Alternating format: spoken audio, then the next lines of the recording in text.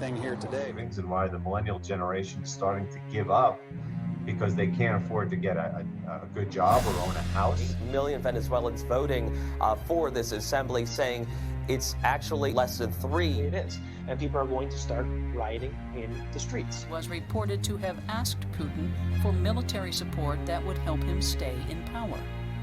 We will make America safe again. And yes, together, we will make America great again.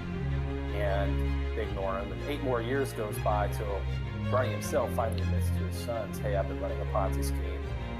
Does its dominance mean it can use the alliance for its own ends? Since 1981, bond yields, also known as coupon rates, have just gone down and down and down. Federal Reserve note will be your biggest financial liability.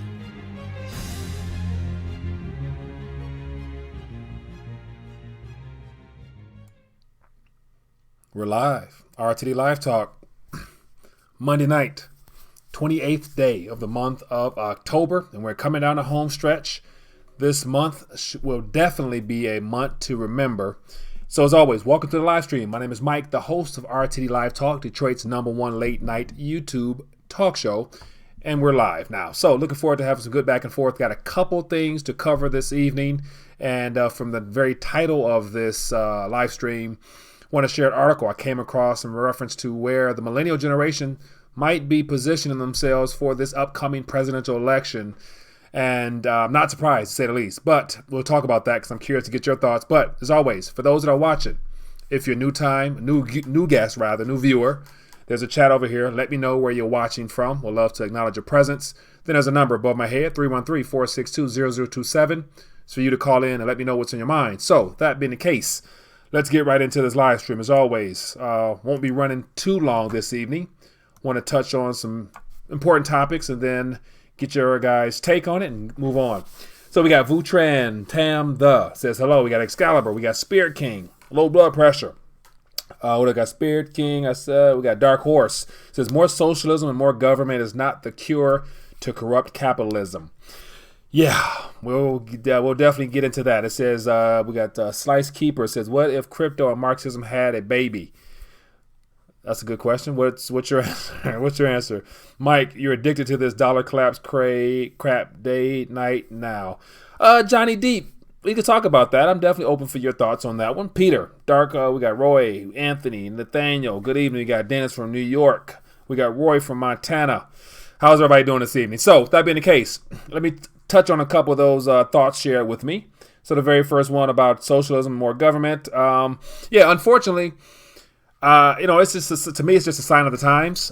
We as a human species have run low on options of governance rather, and so we've done the best we can. And the philosophies of democracy from demokrata from the Greeks looks like it's running its course because it in and of itself has been tainted due to special interests, elite families, and all those problems we have where man's best effort to govern themselves have failed. Not surprised at all. So the question is, what from this point on? Unfortunately, to my personal opinion is that the best solution will not come from the very same people that cause the problems. And most people may not necessarily agree with me or take that stance, but we have to return back. To me, in my personal opinion, we have to return back to the original order of things in reference to seeking something of a higher power, whatever your source might be. But definitely, if you created problems for yourself, you're probably not in the right frame of mind to give yourself the solutions to those problems as well. So, I personally am a man, try to be a man of faith. So, you guys might kind of guess where I'm going with that one, but we can talk about that. It says, what if crypto and Marxism had a baby? Slice Keeper, let me know what that is because I'm not sure what to do with that one. And then Johnny Deep says, Mike, you're addicted to this dollar collapse. I'm not addicted, really. It's just something that I've been drawn to. I feel that it's something that my unique gifting has something to do with. I'm not quite sure yet, but the subject matter, I can't let it go because it impacts my life. It impacts my children and my unborn grandchildren. And so it's one of the things where I can't turn a blind eye and ignore it. So it's unfortunate that it's a reserve currency, but it's nothing new. It's not the end of the world. It's just going to be the end of this current paradigm in reference to the reserve currency of the Federal Reserve note. So it's no way around it, unfortunately. But I see a super chat. Leslie Yah, it says, thank you for the lessons, Mike. Leslie, I appreciate that generous love offering to the channel. It is well appreciated. Thank you for that. And so we got Rumpel. It says, endless Middle East wars just escalate the collapse of the empire. Yeah, industrial, military complex, or whatever it's reference to, or whatever it is. It's inevitable. That's just how things go. And so as Peter says, we don't have capitalism and we are not a democracy. Very true, but yet that's what every political figure would love to tout and promote, is saying that we as the leaders of the free world, it's our responsibility to spread democracy. And so I guess democracy has something to do with military behind it. So, but I'm just, referring to the language and lingo we've been given for so long. But obviously the world's catching on to it, or has been caught on to it, but now they're starting to reject it. And so we got Nathaniel Singleton says, I confirm with a crypto YouTuber by the name of Box Mining who lives in Hong Kong that social credit scores haven't reached there yet. That's good news. And so I imagine in reference to Hong Kong. And so actually, let me get right into it, and I'll get back. I want to touch on an article since Nathaniel referenced Hong Kong, because here's an interesting article here that might eventually speed up the whole social credit score aspect. So it says Hong Kong enters a recession after protest shows no sign of relenting. And so this is an article that came out yesterday. And so it just shows more social unrest in a country where it's a political issue turned now.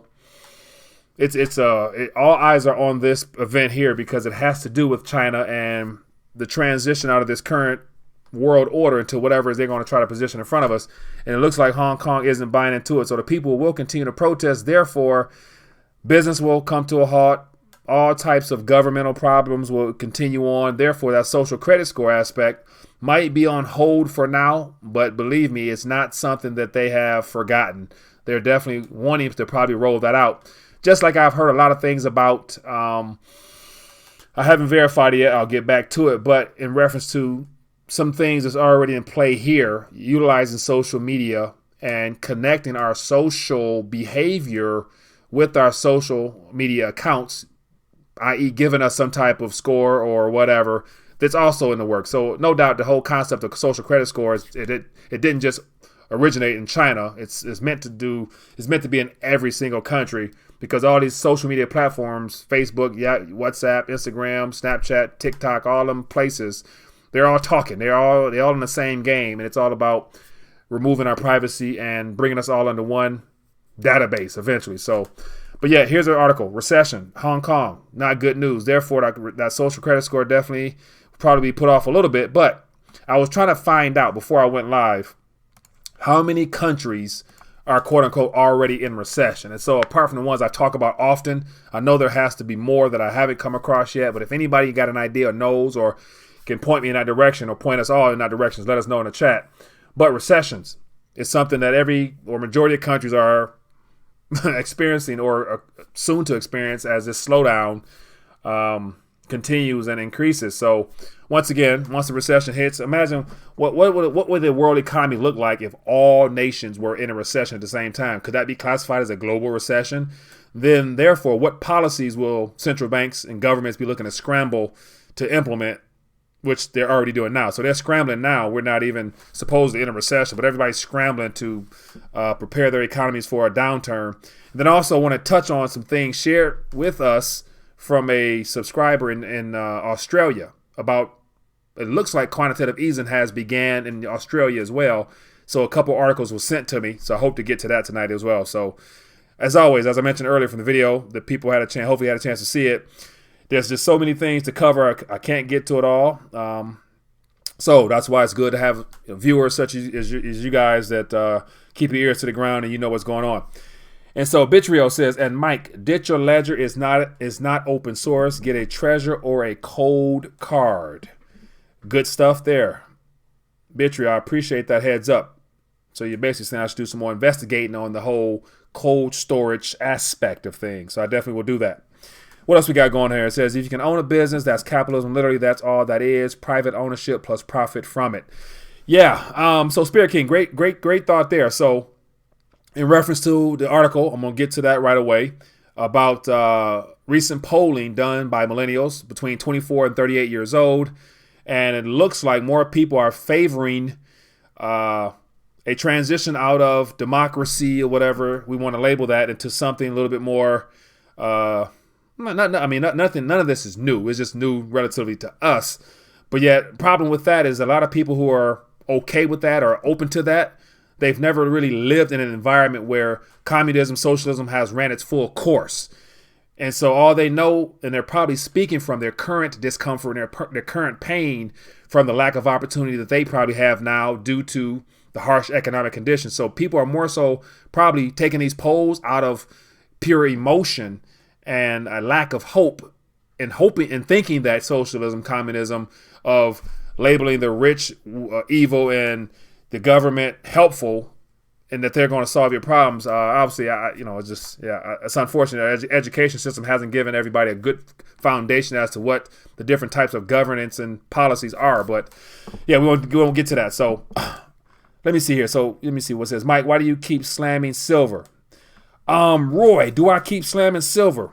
Let me know when I slam silver, because I've never slammed silver, because I'm not a silver head, but I am a silver, I'm a silver gentleman. So silver to me is the most undervalued asset, especially when it comes to with the monetary principles to it on the planet. So forgive me if I've positioned myself in a anti-silver way, but that's not me.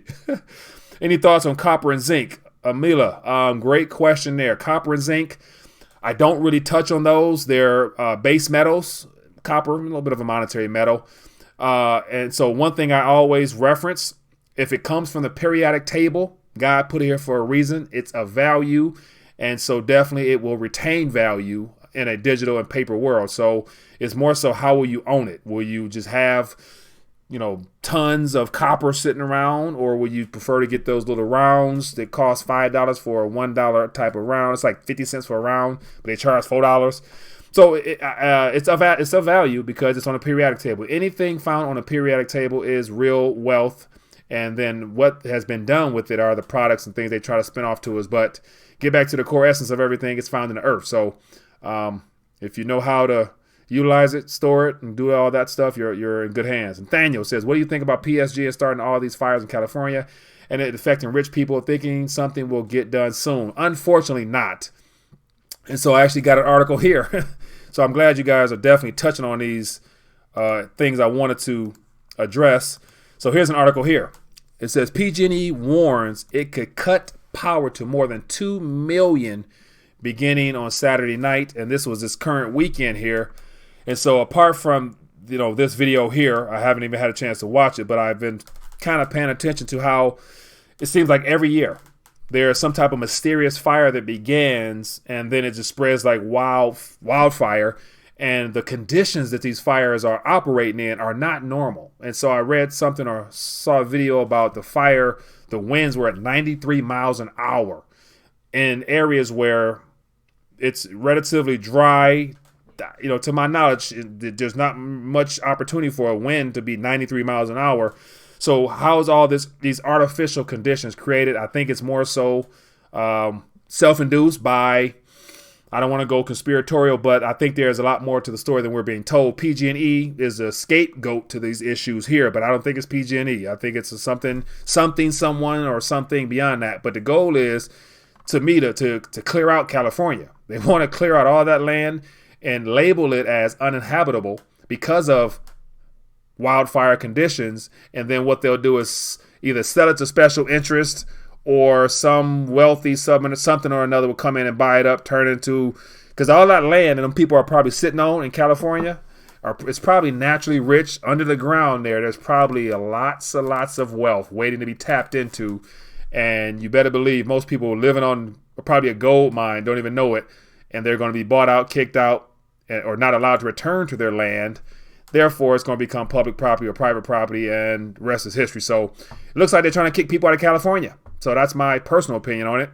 But I'm curious to find out those in that region. Give me more insight. Anybody watching right now have family, friends in that area that's impacted by all these fires, let me know. Give me a call or let me know in the chat, because I'm curious to find out conditions there, because outside of what we're told about these fires, I've heard that, just the cost of living in those areas is very problematic, and the cost of rent has gone up tremendously because, very few people have options. So when there's very few options, a lot of people tend to take advantage of that. So rent's doubled and all types of things I'm hearing out there. So I think it's more of the story than we're being told. And like always, we'll never find out until years after the fact.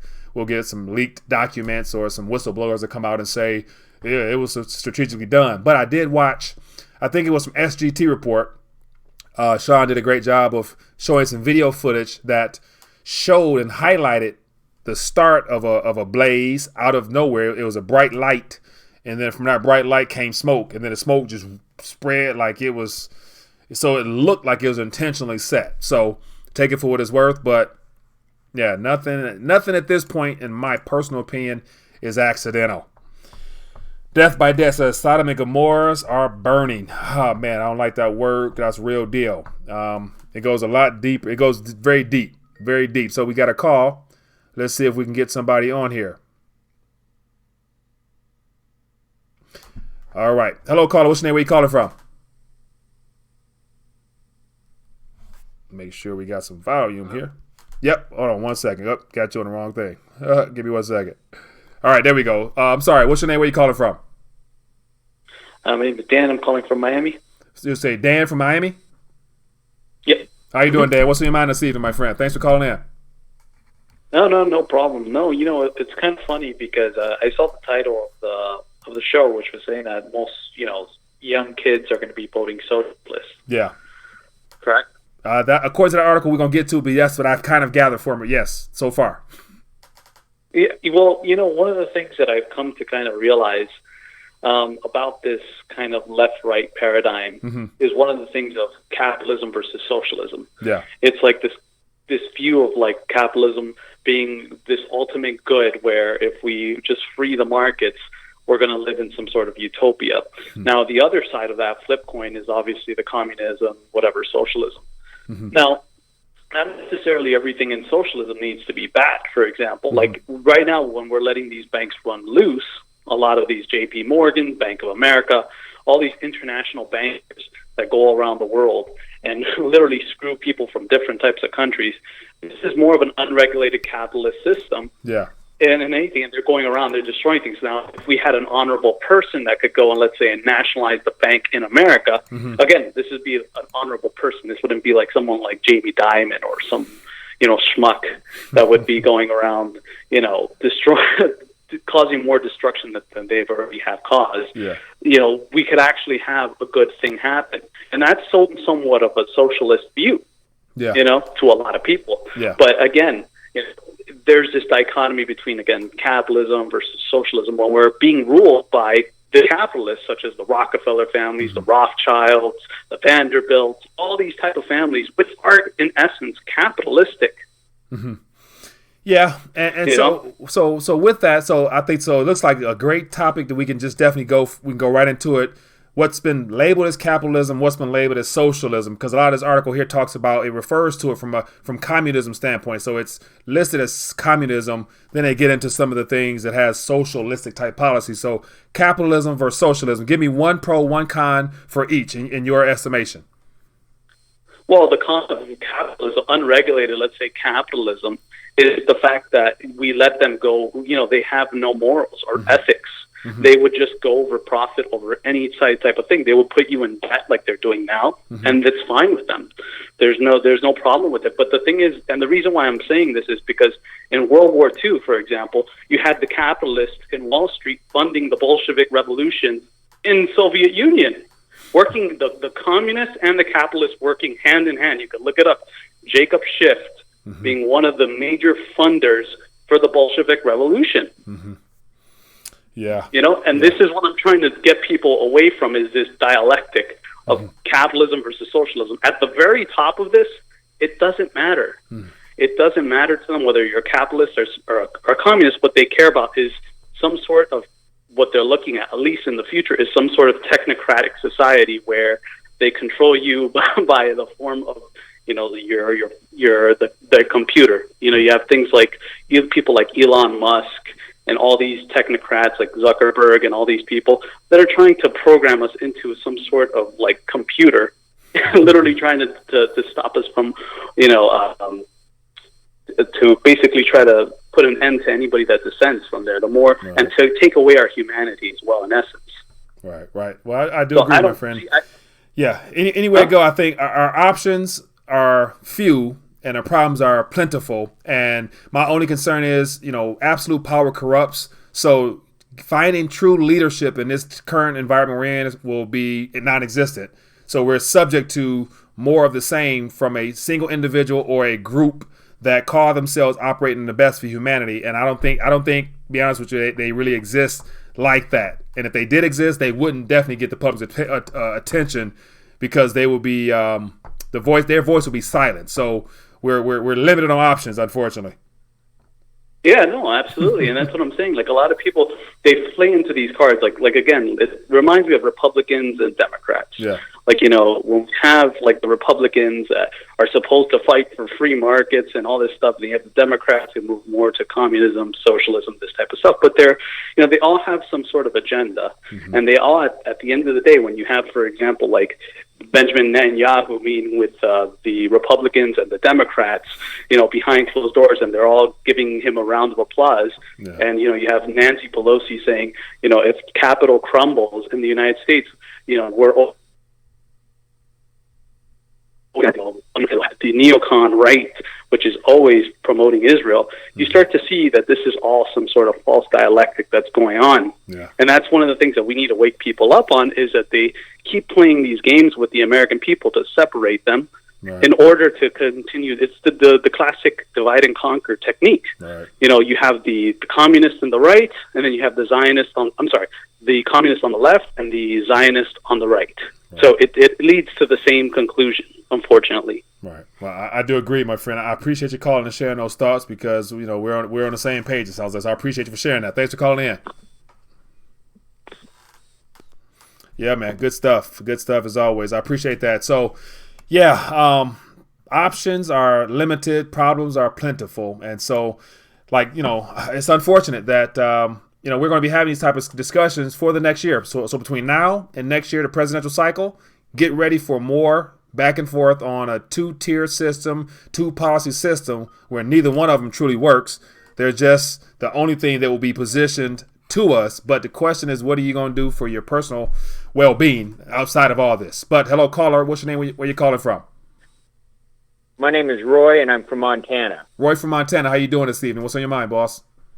Good. Well, actually, the question I said is, why do they keep slamming silver, not you? Okay.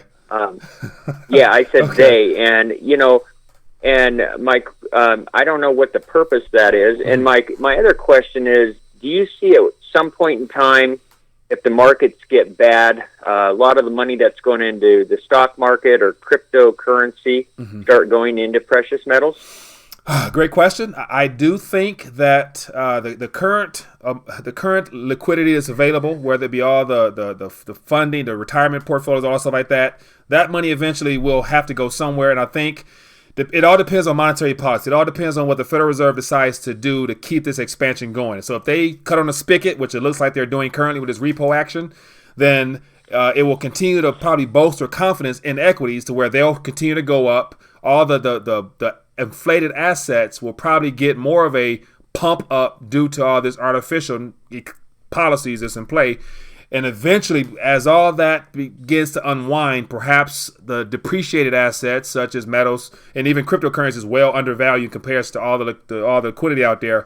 So eventually, I think it will go into the undervalued assets. But I think we still got a while to go if this spigot comes on and they crank out more and the government welcomes it with some type of fiscal policy, MMT, helicopter money, whatever they try to roll out as a part of this next year or two to keep this expansion going. I think it's going to be good for the conventional assets. So we still probably got some time with this. But metals at the end will win.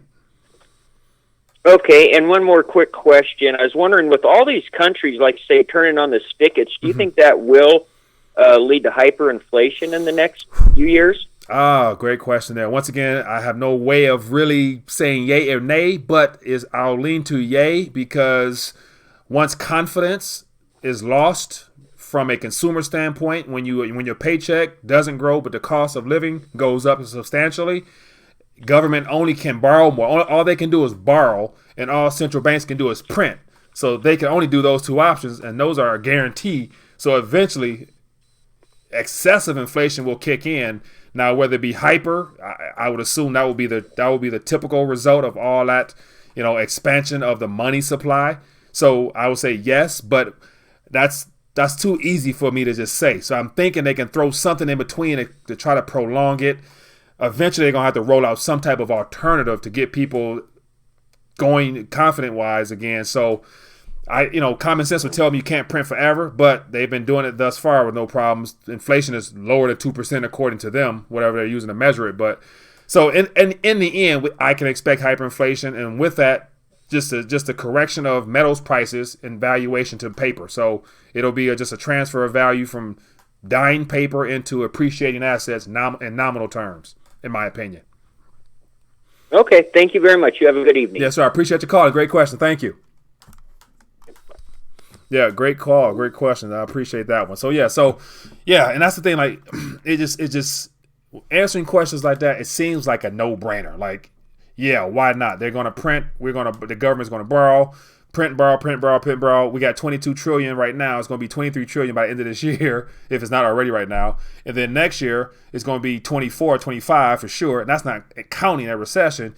So the debt will be an issue. And so I've actually been looking at the U.S. debt clock and trying to look at it from a financial, just from a personal financial standpoint, especially watching those Robert Kiyosaki videos and getting back to his model of ESBI and how he assessed the value of asset and liabilities from your looking at a balance sheet. And so I'm looking at the U.S. debt clock in that regards there's no way of paying off debt. So it's inevitable that the only thing that will happen is that the currency that debt's issued in will continue to be a problem. So that's kind of, it just seems like it seemed like a no-brainer type of thing, but for some reason I feel like they're capable of throwing a wrench in there to try to kind of prolong this thing a little bit.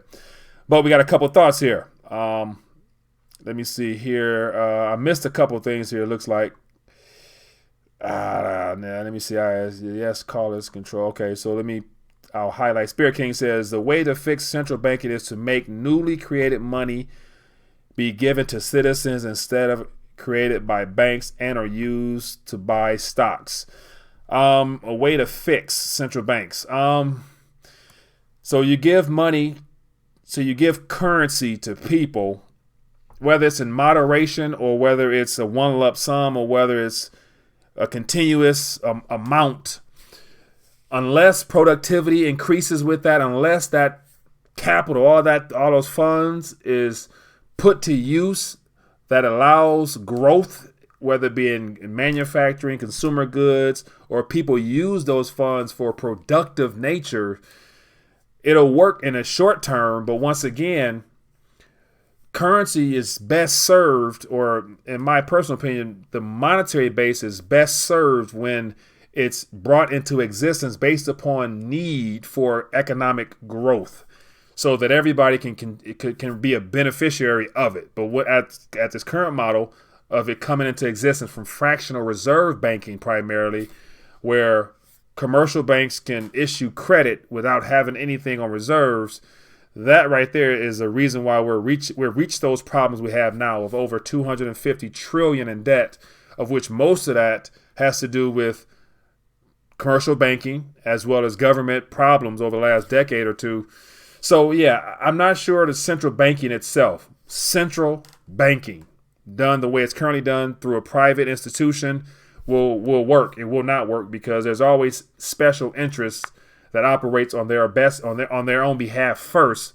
And so unfortunately, I don't have a solution. I don't think there is one with the current level of information I have in my mind. And that's why we're at the point we're at now. We've run out of solutions. So we can throw out all the types of, quick fixes or not, but there are no quick fixes for this current system we're under. Hello, caller. What's your name? Where you calling from?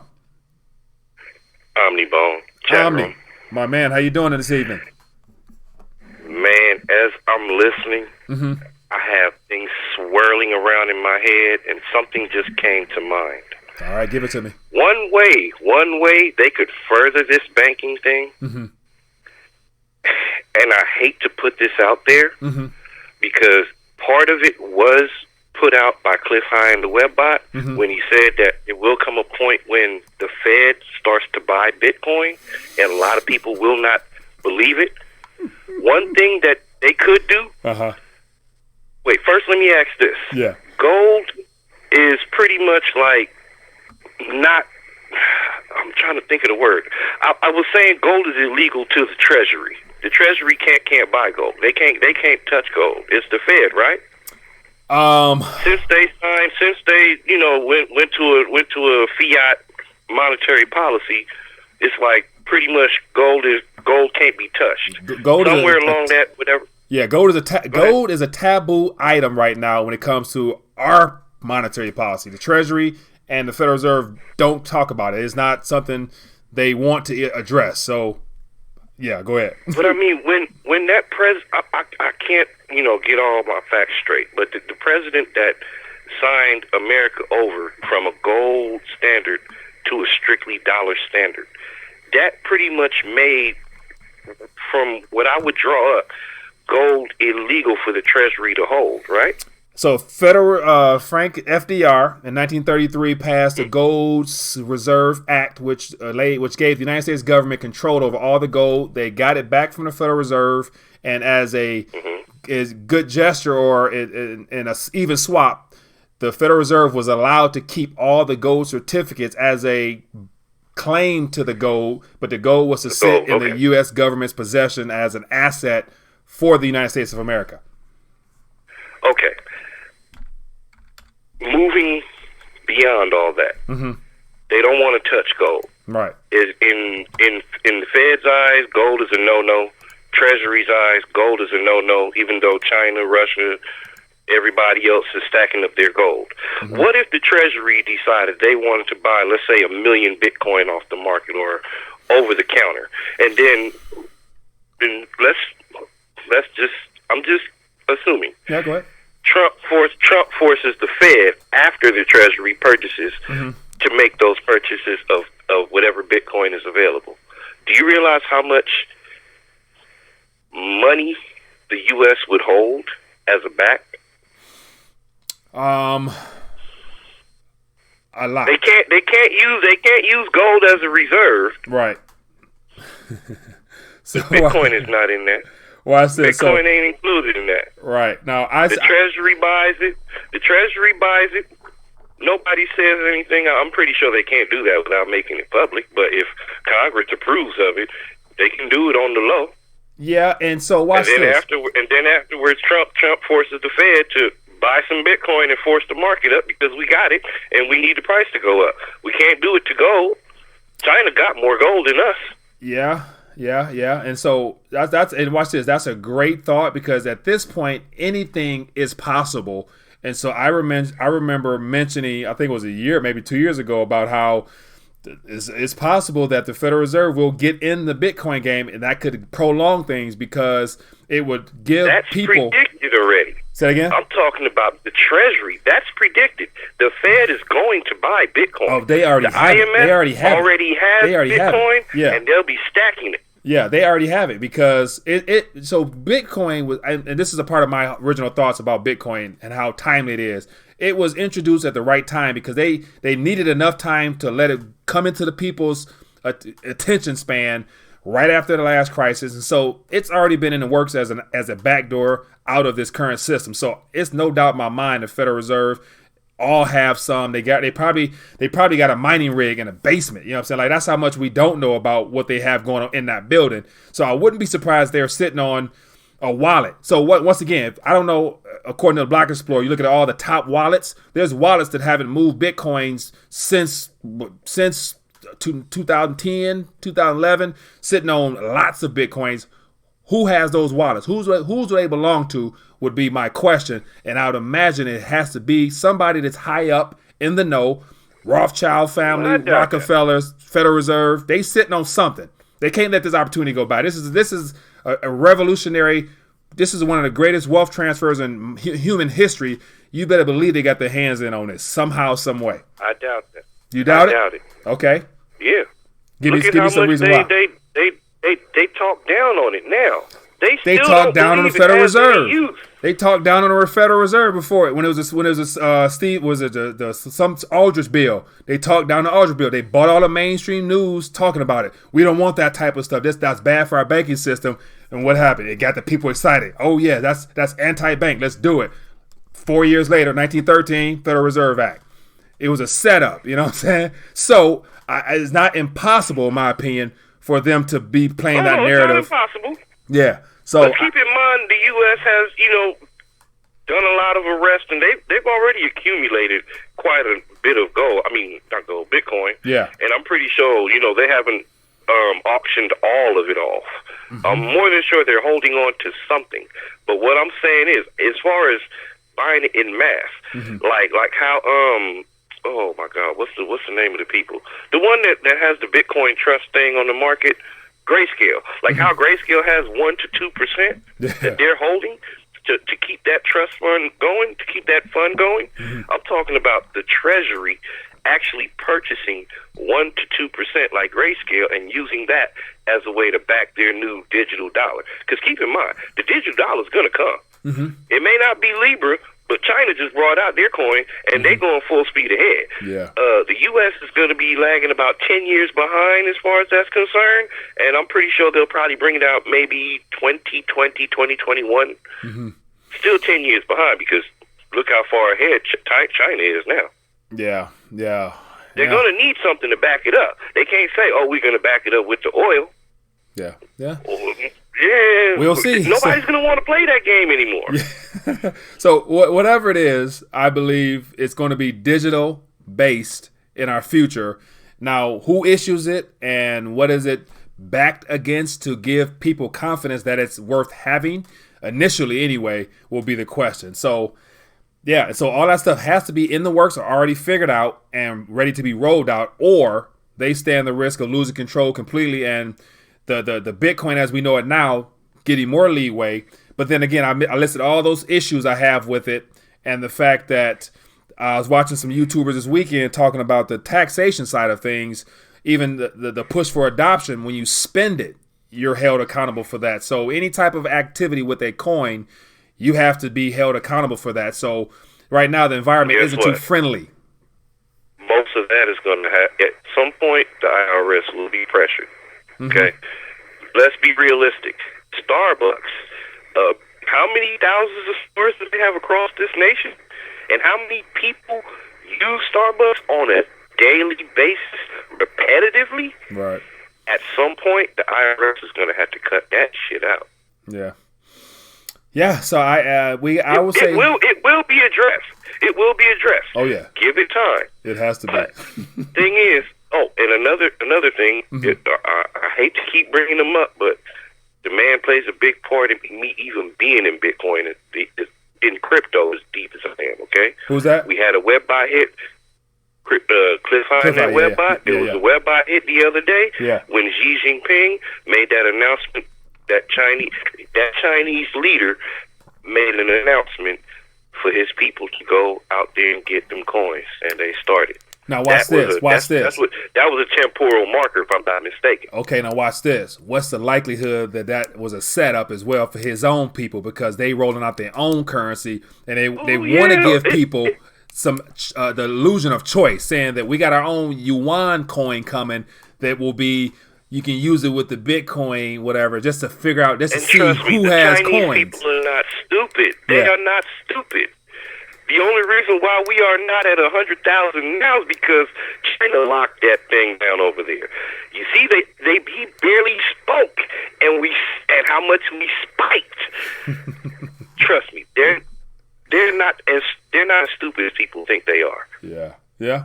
Come on now, they keep trying to take their money out and buy houses and land and all sorts of everything that they can get their hands on and out of the Chinese government's hands. Yeah. As soon as they open that spigot, we're going to fly. Yeah, and then it's going to be a matter of, do you use it, do you sit on it, or do you what? Save it. You're going to save it. Look around.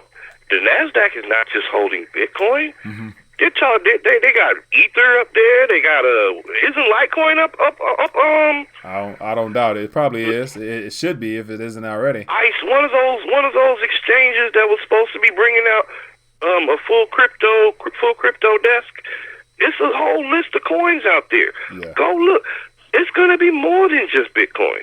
Bitcoin is not. Bitcoin is the medium, like the dollar. Yeah. Bitcoin is like the dollar. Yeah. You can buy stocks with your dollars, right? Hey, okay, you can buy other coins with your. We can buy other coins with your Bitcoin. Yes, sir. You can also buy. I believe somebody was selling watermelons or some kind of weird madness online for Bitcoin. Yeah, there's all kind of things you can buy for Bitcoin. It's the medium of exchange. Here's one thing. Yes, it's a store of value. Yeah. Now watch this. Everything. I'm sorry to cut you off. I got a couple more calls coming in. Let me go and get these calls. I appreciate you as always, my friends. Good to hear your voice, boss. I just had to get that swirl out my head, man. Yeah. Thank you for having me. I appreciate you. Have a good one. All right, you too. All right. Yeah, man. Good stuff. I appreciate that. So as always, I've got a couple more minutes, but before we get to a couple more calls, got this little update for you guys to take a listen to. Hey there, sorry for this interruption, but I wanted to bring something to your attention. If you've been enjoying this live stream, why don't you partner with me and be a support to the channel via Patreon membership for just a minimum of $5 a month. All you have to do is scroll down beneath this video here, click the Patreon link, then consider donating as little as $5 a month toward the channel. A little bit of crumbs can go a long way, and I appreciate your support. Now, let's get back to this live stream. All right, so I had to get that out the way. So Patreon. So I want to touch on that real quick for those that are interested. And so definitely, I'm always looking to provide ways for opportunity to get involved, man. That's the biggest thing, because there's so many people out there that's way smarter than me that just need a platform, need a way to get their voice out there. So the phone lines, as you guys can see, RTD Live Talk. This little logo here, a voice for the people. So I am dependent upon having you guys interact and call in, and so that's a big bonus for me, because it's better to talk to somebody directly as opposed to talk to myself, it seems. But that being the case, the Patreon aspect, click the link at the bottom of this in the description here. I got a couple options there. Give you guys a chance to join me as a co-host for anybody out there that feel they're ready for TV. So some options out there for you guys. Hello, caller. What's your name? Where you calling from? Hello? Going once? Going twice? All right. Nobody's there. Give me a call back and we'll try to get you on. Appreciate you calling. So, as always, I start off with about 6 or 7 articles. Never get a chance to get to them, but let me touch on a couple of them real quick. And so, here's an article here that came out. It's a little bit old, but I thought I would share my thoughts on it. So, this came out last week. It says half the world's banks are too weak to survive a downturn. And it gives some information here. It says the study looked at 1,000 banks in developed emerging economies, and found that just over a third had made a return on capital of just 1.6% over the past 3 years. So only a third of them has actually been able to grow their holdings. Says this compares to returns of just over 17% for top banks over the same period. Says nearly 35% of banks globally are both subscale and suffer from operating in unfavorable markets. So what this is telling me, that the small banks, the banks that are more community centered, where your mom and pops typically do their banking, it might even include some credit unions here or there, are going to have some issues if they're not currently having some. And then to take it even further, I'm assuming a lot of you guys don't know this, but just this past Friday, on the 25th and the 28th, it looks like it was updated today, we had 2 banks that failed. And so we got Resolute Bank in Maumee, Ohio, and we got Louisa Community Bank in Louisa, Kentucky. Both banks went belly up. So ultimately what that means is that they were probably bought out. All their assets were bought for pennies on a dollar by another local bank that was probably a little bit bigger. But just this past weekend, we had 2 banks go belly up. So it's one of the things where because the FDIC aspect kicked in, probably nobody, the depositors didn't even know that the transaction or the transition happened. And then they'll probably this week or next week get a call or letter saying that, hi there, we appreciate your business. Resolute Bank this weekend has merged with, such and such a bank, and, we're happy to be partnering with you and helping you grow your future, whatever. So here's a list of banks that failed. It's 558 pages worth of banks. And so it looks like 1, 2, 3, 4, 5, 6, 7, 8, 9, 10, 11, 12, 13 banks on the front page this year went belly up. So, yeah, banks are in problems. So what I'll do is I'll share this with you so you can see if perhaps your bank happens to be on here, because I think you would want to know. But we got our last call, if we can get this one in, and then we're going to dial back for this evening. Hello, caller. What's your name and where you calling from? Mike, it's low blood pressure. Low blood pressure, my man. How you doing, my friend? From Texas, Corpus Christi. Corpus Christi, yeah, the Texas. weather's nice down here. I bet it is, man. It's starting to get cold up here, my friend. I'm enjoying this last little bit of sun before the snow comes. But what's on your mind tonight? Yeah, it's a little colder than usual, but not cold. Anyways, I was going to tell you this repo overnight market, that's flip-flopping the money, borrowing for 23 hours or whatever they're doing, craziness. Yeah. I wanted to say, I think the banks already failed, Mike. That's why they're getting all this money. That's my theory. I think Wells Fargo or maybe Chase Manhattan's already failed, but they don't want to let nobody know. Back in 1929 when the banks failed, the world almost went upside down, and everybody's armed right now. So I think that they're afraid of letting the banks fail. What do you think about that? I don't doubt it. And so clearly something's wrong, and they tried to tell us that it was just the end of Q3 and banks need a little bit of liquidity to meet obligations. But what I noticed a year or two ago when I started mentioning about the whole buyback mechanism and how executives have been profiting heavily over basically pumping up their own share prices of their corporations and then selling out. So all the executives, all the people at the top in the boardroom, they know the true health of their bank or their financial institution or the hedge funds or whatever they're running. They know the true state of it, and they have already gotten out. And so the buyback program was all an attempt for all the people in the know to get liquid themselves. So they've already robbed their own corporations. And so now the Federal Reserve has to step in now to keep these companies afloat, because majority of them probably are ghost companies, meaning that they are sitting on so much toxic so-called assets now, which are really liabilities, that once again, who can they sell that stuff to? So nobody's buying, nobody's probably doing the typical lending.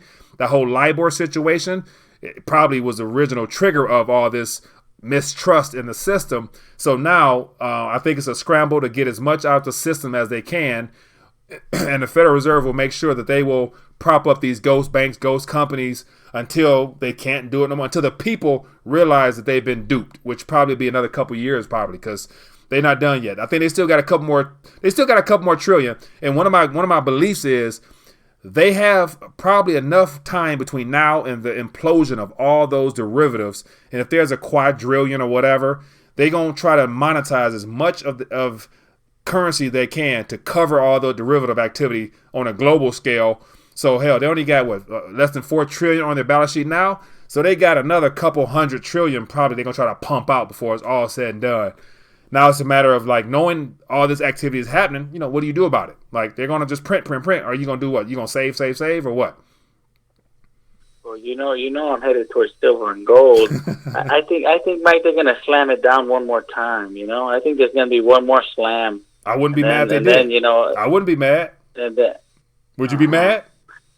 No, I'm waiting right now. I'm waiting till the Fed. I'm waiting for them to lower the rate. Yeah, they're gonna lower the rate this week. Yeah, they're gonna hint of another rate cut. Yeah, the market's gonna skyrocket. It's gonna be maybe 28,000, 29,000. They're gonna slam the precious metals.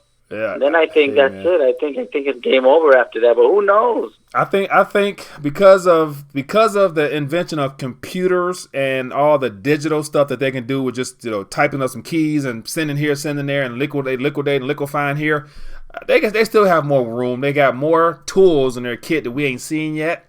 So I'm patient, man. Like I'm not in no rush for this thing to come to an end, because when it do, there'll be no going back to what we have considered normal. And so I will just, be grateful for all this manipulation, do the best I can to wake up as many people as I can and educate myself, and more importantly, try to, really understand the spiritual essence of all this, because this is all one big spiritual event we're having in a natural elements, but it's the end of, it's evil in its highest form, with just the usury concept and all the powers that be in the banking sector. Like, I can go on and on, but I'm going to stop right there. But, yeah. Yeah. Well, I just want to tell you a quick point, Mike. This what's going on, it's not even usury, Mike. They're selling products that don't exist. They're selling you gold that doesn't exist on paper. Yeah. They're letting you borrow money that doesn't exist. Yeah. It's not even usury. It's worse. It's theft. Yeah, so theft with a computer. The bank says, okay, you have this amount. I give you a loan for $100,000 for this house, but the money doesn't exist. It's a ledger. Yeah, that's where we at, man. And so that's just that, and that's just what we know. And there's so much more that we do not know yet. I can admit, that's why I love continuing to study, because I'll never fully understand all this. I can only touch on what I know according to the information in front of me, but yet it goes deeper. So that's why this is a never-ending subject matter, because we'll never know it all, but we'll eventually feel something. So. Well, hey, low blood pressure, I appreciate you calling in, my friend. Thank you. All right. Thank you, man. Have a good night. All right, you too. All right, bye-bye. Yeah, man. That's it for this evening, people. It's been great hanging out with you, as always. I've enjoyed the back and forth.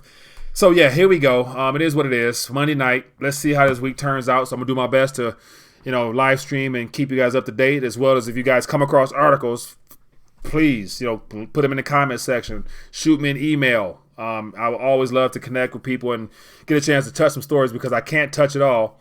And so about to dial back, so won't be taking any more calls tonight. I appreciate you. Call in tomorrow night early and we get you on here.